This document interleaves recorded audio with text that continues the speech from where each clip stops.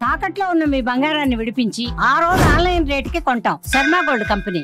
నమస్కారం, welcome to Suman TV. నేను గీతాంజలి. ప్రస్తుతం మనతో పాటు శ్రీచక్ర ఉపాసకులు, ప్రముఖ ఆధ్యాత్మికవేత్త శ్రీ మణికంఠ శర్మ గురువు గారు ఉన్నారు. వారితో మాట్లాడదాం. నమస్కారం గురుగారు. పరమేశ్వర అర్పణమస్తు. గురుగారు, కులదేవత పెద్ద ప్రశ్న ఇది. ఎందుకంటే చాలా మందికి ఉన్నటువంటి సందేహం ఇది. ఒక సందిగ్ధతలో ఉండిపోతున్నారు. కులదేవత ఎవరు, మీ కుల దైవం ఎవరు, లేకపోతే మీ ఇంటి దేవుడు ఎవరు అని అడుగుతూ ఉంటారు. ఆ దేవుడు ఇలా 2-3 పేర్లు చెప్పేస్తూ ఉంటారండి. అలా కాదు, మీ ఇంటి దేవుడు ఎవరు, మీ తాతలు మీ పూర్వీకులు ఎవరిని పూజించారంటే ఇప్పటికీ ఒక ప్రశ్నే. అడిగినా కూడా చాలామంది చెప్పలేకపోతారు. కొంతమంది చెప్పేవాళ్ళు ఉండకపోవచ్చు. అసలు మా కులదేవతని, ఇంటి దేవుణ్ణి మేము ఎలా గుర్తించాలి, వారికి ఎలా పూజ చేసుకోవాలి? కులదేవత వేరు, ఇంటి దైవం వేరు. ఇవి రెండు సబ్జెక్టులు. మొట్టమొదటిగా కులదేవత అంటే ఏంటంటే మన కులాల వారిని ఆరాధించడం. అంటే ఏదైనా ఒక పని చేస్తున్నప్పుడు ఒక దేవతామూర్తిని ఆరాధన చేసి ప్రారంభం చేస్తుంటారు. రైతు పంట కోసేటప్పుడు ఏం చేస్తాడంటే అతని గట్టు మీద ఏదో ఒక రాయి లాంటిది పెట్టుకుని ఈవిడి గ్రామ దేవత అని చెప్పుకుని ఇది మా కులదేవత అని వెంటనే చెప్పేస్తాడు. ఎందుకంటే ఆ పంట పొలాన్ని అంతటినీ కూడా ఎటువంటి ఇబ్బంది లేకుండా అమ్మవారు ఆ గట్టు మీద కూర్చుని రక్షిస్తుంది అని నమ్మకంతో పంట కోసి నైవేద్యం పెట్టి ఆ తర్వాత మిగిలిన పంట కోస్తాడు. ఒకవేళ ధాన్యం కోసిన కాస్త అమ్మవారికి పెట్టి మనం తీసుకుంటాం. ఇందులో ఆ దేవతనికి మనం ఈవిడని రక్షిస్తుందని ఒక నమ్మకంతో ఆవిడనే ఈయన కులదేవత అంటే గ్రామాన్ని రక్షించేటువంటి అమ్మవారినే ఇతను కులదేవతగా ప్రాధాన్యత చేసుకున్నాడు. అంటే వర్ణాన్ని బట్టి అతను చేసేటువంటి పనిని బట్టి అమ్మవారి యొక్క రూపాలు మారుతాయి. మీ అమ్మగారు మీరు స్కూల్కి వెళ్ళేటప్పుడు బ్యాగ్ ఇచ్చి లంచ్ బాక్స్ పెడుతున్నాను అనుకోండి, ఆవిడ అన్నపూర్ణేశ్వరి. మధ్యాహ్నం లంచ్ టైంలో చాక్లెట్లు కొనుక్కోమని మీకు డబ్బులు ఇచ్చారనుకోండి, లక్ష్మీదేవి. ఇంటికి వచ్చిన తర్వాత నేను మెట్లు ఎక్కుతున్నప్పుడు నువ్వు పడిపోయినప్పుడు ఆ గబగబా తుడిచి పెడుతుంది సరే, అప్పుడు కాత్యాయిని. జ్వరం వచ్చినప్పుడు నేను పక్క కూర్చోబెట్టి ట్యాబ్లెట్ వేసుకుని చూశారు, అప్పుడు కామాక్షి. తన చల్లని కరుణతోటి ఏం లేదురా తగ్గిపోతుంది అన్న ఒకే అమ్మ. ఇలాగ గ్రామంలో చివరిలో కొంతమంది అమ్మవార్లు క్షుద్రాలు లేదా నీచమైనటువంటి ఆలోచనతో ఉన్నటువంటి ఈ ప్రమదగణాలు లోపలికి రాకుండా బయట చూస్తూ ఉంటారు. వీళ్ళని గ్రామ దేవతలు అంటారు. ఈ గ్రామ దేవతల్ని కొంతమంది వారి యొక్క కులవస్తుల్లో చేసేటువంటి పనిముట్లు కానీ వీటికి కానీ ఆవిడ దగ్గర పెట్టి నమస్కారం చేసి ఆవిడ్ని కులదేవతగా ప్రతిష్ఠ చేసుకోవడం మొదలుపెట్టారు. ఇంటి దైవం అంటే ఇంట్లో ఏ పూజ చేస్తున్నా మొట్టమొదటి చేసేటువంటి స్మరణ. అసలు భగవంతుడు నిరాకారుడండి, ఇది గుర్తుపెట్టుకోండి. హిందువులు రాముడిని అన్నారు, ఈయన కృష్ణుడు తిట్టాడు, ఆయన హనుమంతుని తిట్టాడు, ఈయన శివుని తిట్టాడు. భగవంతుడు అనేవాడు నిరాకారుడు, ఇది ఖచ్చితం. మరి ఎందుకు ఈ రూపాలు, ఎందుకు ఈ వ్యవస్థ అంటే మనకి ఏది కావాలో దాన్ని మనము మన యొక్క కాన్సన్ట్రేషన్ పెట్టుకోవడానికి ఒక స్ట్రక్చర్ మనమే ఏర్పాటు చేసుకున్నాం. నాకు బలం కావాలి అనుకున్నప్పుడు ఏం చేస్తాం, 6 ప్యాక్ బాడీస్ చూస్తాం. నాకు హెల్త్ కావాలనుకున్నప్పుడు ఏం చేస్తాం, డైట్ ఫ్రూట్స్ అవి చూస్తాం. అంటే ఆకృతుల్ని బట్టి మనం మార్చుకున్నాం. ఈ విధంగా కులదేవత అనేటువంటిది నిన్ను రక్షిస్తూ ఉంటుంది కాబట్టి, గ్రామాల చివరిలో ఉంటుంది కాబట్టి, మనం చేసే ప్రతి పనిలోనూ ఆవిడికి తీసుకెళ్ళి నైవేద్యం పెట్టి నీ అనుగ్రహంతో నేను భుజిస్తున్నానమ్మా, అందుకే అన్నం పరబ్రహ్మ స్వరూపం అని భోజనం చేసేటప్పుడు 2 నిమిషాలు నమస్కారం చేసి కళ్ళగత్తుకుని స్వీకరిస్తాం మొట్టమొదటి. ఈ 5,000 నోట్లోకి వెళ్ళడానికి ఎంతోమంది కష్టపడ్డారమ్మా, నా పల్లెంలోకి వచ్చింది, నేను భుజిస్తున్నాను, అంతమందికి కృతజ్ఞతలు. రైతు, అమ్మేవాడు, కొనేవాడు, పంచేవాడు, పెట్టేవాడు, వండేవాడు, కోసేవాడు, ఇంతమంది కలిపితే వస్తుంది. అలా ఆ యొక్క గ్రామంలో ఉండేటువంటి దేవతను కులదేవతగా చెప్పుకోవచ్చు. ఇది మొట్టమొదటిది. లేదు మా కులదేవత ఎవరో మాకు తెలియట్లేదు గురువుగారు అనుకుంటే అందరూ కూడా భువనేశ్వరి అమ్మవారిని కులదేవతగా చెప్పుకోవచ్చు అంతవరకే. ఇది చాలా క్లారిటీగా చెప్తున్నాడు. భువనానంతటికి ఈశ్వర స్వరూపంతో యుక్తమైనటువంటి అమ్మవారు భువనేశ్వరి. భూమిని లోపల ఉన్నటువంటి ఖనిజ సంపదలకి అధిపతి దేవత కాబట్టి భువనేశ్వరి అమ్మవారిని చెప్పుకోవచ్చు. ఇష్టదైవం అనేసరికి ఎప్పుడు కూడా నీకు దెబ్బ తగిలినా, నువ్వు ఏమన్నా, ఎవరు నిన్ను తిట్టినా, ఎవరు నిన్ను పొగిడినా, నువ్వు చేసేటువంటి స్మరణ. చాలామంది తుమ్ము రామరామ అంటారు, కొంతమంది కృష్ణ అంటారు, కొంతమంది చిరంజీవి అంటారు. అంటే మన మాట పదే పదే ఏ నామస్మరణ అయితే చేస్తుందో దాన్ని మనము ఇంటి దైవంగా చెప్పుకోవచ్చు. ఇష్టదైవం ఇంటి దైవంగా చెప్పుకోవచ్చు. ఇప్పుడు ప్రస్తుతం నన్ను ఏమన్నా అడిగారు అనుకోండి, పరమేశ్వర అర్పణం అంటాను. నన్ను ఎవరైనా పొగిడారు అనుకోండి, ఈశ్వర అర్పణం వస్తూ అంటాను.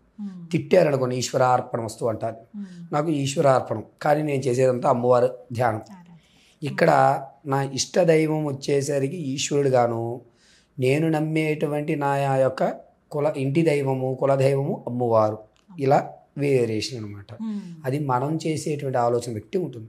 మీకు ఫస్ట్గా మొట్టమొదటిగా ఏ కార్యక్రమం చేయాలన్నా నమస్కారం ఎవరికి చేయాలంటే మొట్టమొదటి నమస్కారం తల్లిదండ్రులకి, తర్వాత గురువుకి, తదునంతరము కులదేవతకి నమస్కారం చేయాలి. మీరు ఏ పని చేసినా అందులో కొన్ని చికాకులు కలుగుతూ ఉంటాయి. అవి కలగకూడదు అంటే ముందుగా మీ యొక్క గ్రామ దేవత కానీ కులదేవత కానీ, మీది ఏ ఊరండి అన్నాం అనుకోండి, మాది రాజమండ్రి దగ్గర పల్లెటూరు అండి. ఆ పల్లెటూరులో గ్రామంలోకి మనం వెళ్ళేటప్పుడు ఒక అమ్మవారు ఉంటుంది. ఆ అమ్మవారికి నమస్కారం చేసి మీరు అక్కడ మొక్కుకోండి. ఇప్పుడు మీకు కోర్టు సమస్య ఉంది, తీరడం లేదు, అస్సలు ఎంత అనుకున్నా తీరడం లేదు. అప్పుడు ఏం చేస్తారంటే, మీ నాన్నగారు వాళ్ళ ఊరేది, ఆ ఊర్లో ఉన్నటువంటి పొలిమేరలో ఉన్న అమ్మవారు ఎవరు, అక్కడికి వెళ్ళి నమస్కారం చేసి, అమ్మ నాకు ఈ సమస్య ఉందమ్మా, నా సమస్యను తీర్చి తల్లి అని చెప్పి నమస్కారం చేయండి. ఖచ్చితంగా మీకు నెక్స్ట్ 2వ వాయిదాకి మీ పని అయిపోతుంది. ఇది ఖచ్చితమండి. గ్రామదేవతని కులదేవతని విస్మరించి నువ్వు ఎన్ని పూజలు చేసినా ఫలించవు. మొట్టమొదటిది అది. ఇంకొక విషయం ఏమిటంటే, మన తాతలో ముత్తాతలో ఎప్పుడో ఎక్కడో జాతరలు జరిపించినప్పుడు మనకు కొన్ని ఆనవాయితీలు ఇస్తారు. మీ ఇంటి వాళ్ళు ప్రతి ఏడాది ఇది తీసుకురావాలి, మీ ఇంట్లోంచి అమ్మవారికి పానకం తీసుకురావాలి, శాఖ రావాలి, ఇలాంటివి ఉంటాయి. మనం ఇక్కడికి వచ్చేసిన తర్వాత మన తమ్ముడికో మన పెద్దనాన్న కొడుకులకో చెప్తాం, వాళ్ళు చేస్తారో లేదో తెలియదు. అందుకోసం ఖచ్చితంగా ఏడాదికి ఒక్కసారైనా మీ గ్రామంలో జాతరలు జరుగుతాయి.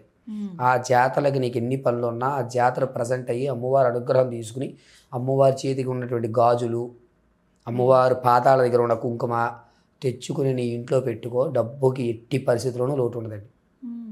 ఇవి మనం చేసేటువంటి చిన్న తప్పులు. ముందు గ్రామదేవత కులదేవతలకు పూజ చేయకుండా, ఇంట్లో ఉన్నటువంటి పెద్దవాళ్ళకి నమస్కారం చేయకుండా ఏ పని చేసినా అవ్వదు.